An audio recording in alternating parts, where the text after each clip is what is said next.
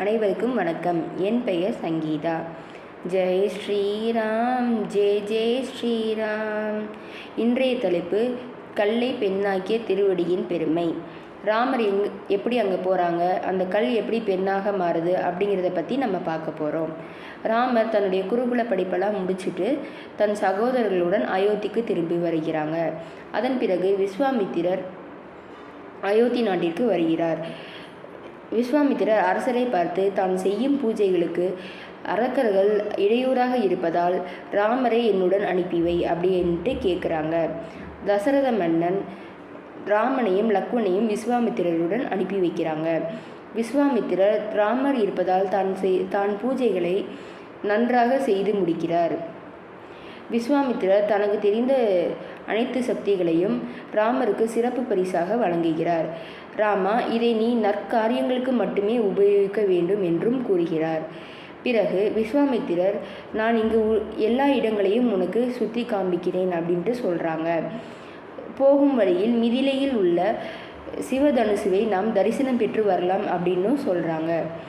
அப்படி காட்டில் போயிட்டுருக்கிறப்ப கௌதம முனிவரின் ஆசிரமத்தை எல்லாரும் பார்க்குறாங்க.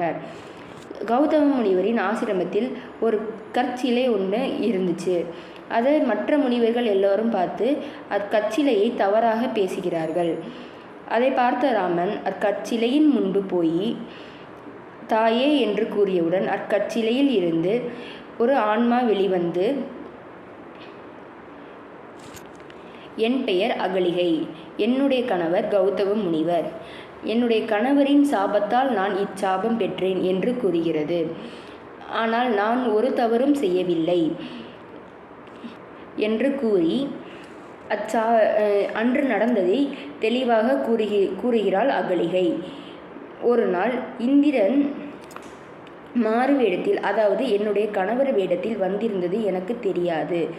நான் என்னுடைய கணவர் என்று நினைத்து அவருக்கு பணிவிடை செய்து கொண்டிருந்தேன். அதை பார்த்த என்னுடைய கணவர் தவறாக புரிந்து கொண்டு என்னை கற்சிலையாக மாறு என்று சாபம் விடுவித்து விட்டார். அதனால் எல்லோரும் என்னை தவறாக பேசுகிறார்கள். நான் எந்த தவறும் செய்யவில்லை. எனக்கு அப்படி வந்தது எனக்கு தெரியாது. தாங்கள்தான் இச்சாபத்திலிருந்து என்னை விடுதலை செய்ய வேண்டும் என்று கூறுகிறாள் அகலிகை. உடனே ராமன் தன் திருவடியினால் அச்சிலையை தொட்டவுடன் அச்சிலை பெண்ணாக மாறி சாப விமோசனம் அடைந்தது. இதுவே இக்கதையின் சுருக்கம். நன்றி.